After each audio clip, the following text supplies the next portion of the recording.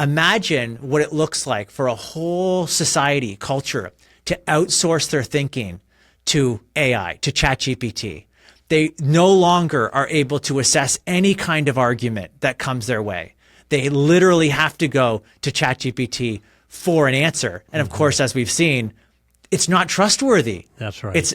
It's based on the intel that it already has and what it knows about you and all these other things. You know, I think that even when it's doing its best, that the A stands for artificial, and don't ever forget that.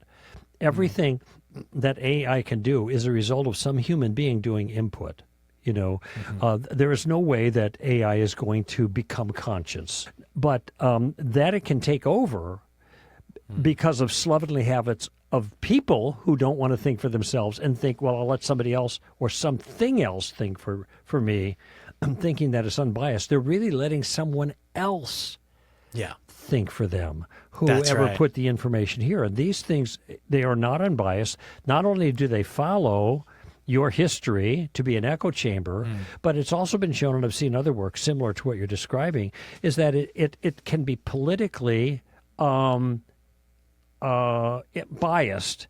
So even if you don't hold that view, you're going to get fed the information on one side. You start holding that view, and then when you get more of that stuff, then you become, that's part of your algorithm batch. I'll just add to that and say, yeah, it's true. If you don't think for yourself, then someone else is going to do the thinking for you. Someone, not a machine. Yeah, it's that's someone right. else.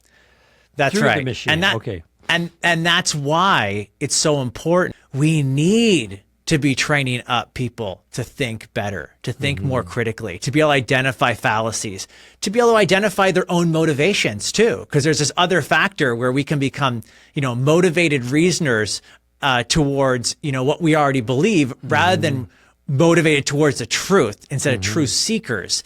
And this is what we advocate for at Standard Reason, always, looking, seeking after, pursuing truth.